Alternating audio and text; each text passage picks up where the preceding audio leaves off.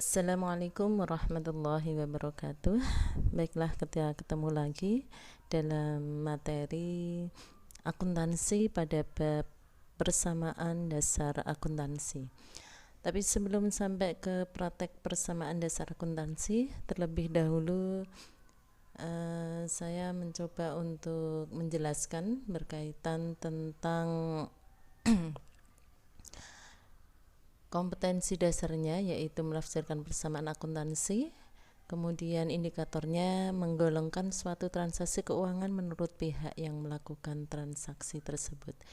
Baiklah, untuk penggolongan transaksi keuangan, bahwasanya ada dua hal atau ada dua pihak yang perlu atau yang membutuhkan laporan keuangan, yaitu yang pertama pihak internal, yang kedua adalah pihak eksternal.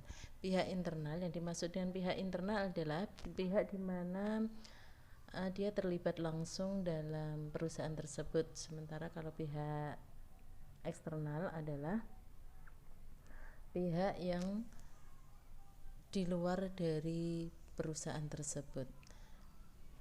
Kalau menurut penggolongan transaksi keuangan, dua pihak internal dan eksternal. Kalau internal itu berkaitan tentang transaksi yang hanya melibatkan perusahaan di dalamnya. Sementara kalau eksternal itu yang melibatkan antara perusahaan dengan perusahaan yang lain atau pihak lain. Kemudian menurut sumbernya, penggolongan transaksi dibagi menjadi dua, yaitu transaksi modal dan transaksi usaha. Sekarang berkaitan tentang persamaan akuntansi. Persamaan akuntansi biasa dikenal dengan rumus harta sama dengan equity atau harta sama dengan modal. Sementara kalau perusahaan dapat menambah sumber lain dari pihak ketiga, yaitu berupa utang, maka harta sama dengan utang plus modal. Sehingga jumlah harta itu harus sama dengan utang ditambah modal. Kalau konsep awalnya persamaan akuntansi itu harta sama dengan utang, kemudian muncul konsep baru harta sama dengan utang plus modal. Karena apa? Konsep baru dapat menjelaskan konsep kesatuan usaha.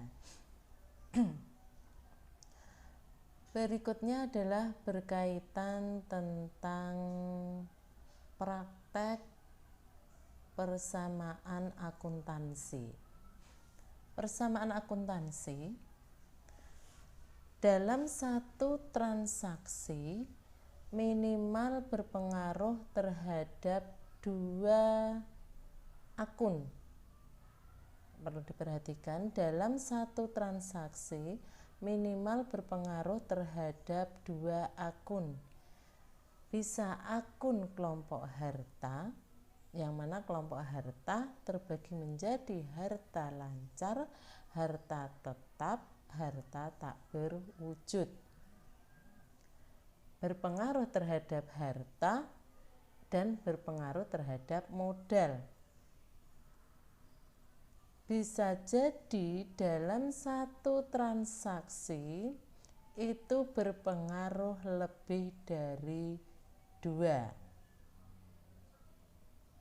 Saya ambil contoh, misalkan pada tanggal 4 Januari Pak Yuda menyetorkan uang sebesar 10 juta untuk mendirikan usaha reparasi kendaraan bermotor roda 4. Usaha tersebut dinamakan usaha reparasi Nusantara.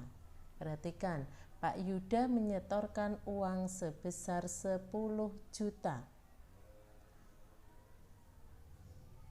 Uang 10 juta itu berpengaruh terhadap kas bertambah dan modal bertambah.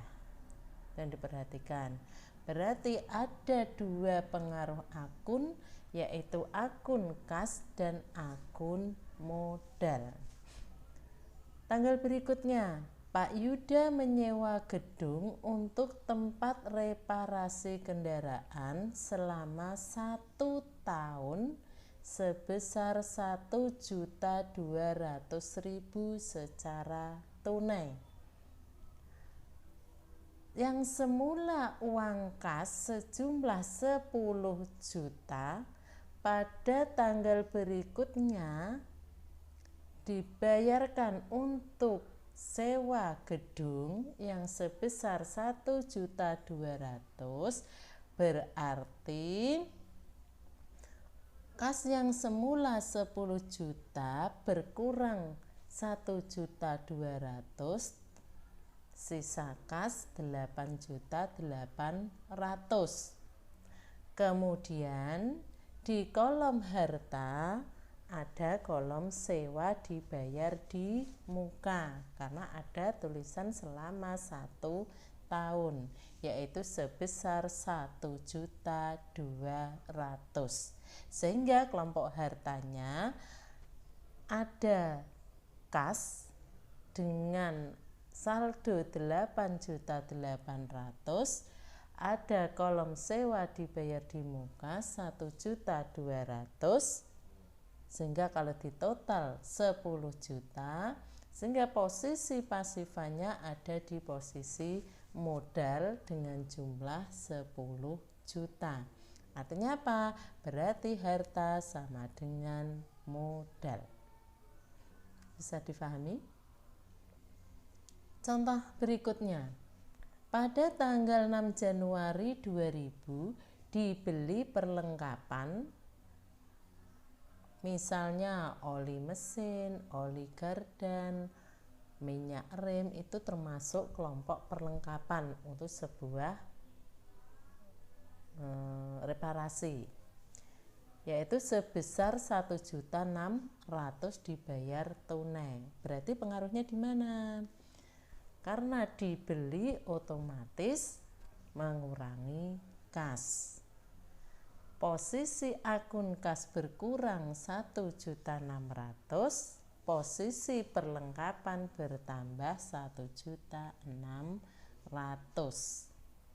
Sehingga ada kelompok harta yang berkurang berupa kas, tapi di pihak lain kelompok harta yang berupa perlengkapan bertambah 1.600.000, modal masih tetap yaitu 10 juta. Jadi setiap dalam satu transaksi setelah dimasukkan dalam kolom persamaan akuntansi, berarti posisi harta dan posisi debit dan posisi kredit itu harus sama. Jika tidak imbang, berarti ada kesalahan pencatatan.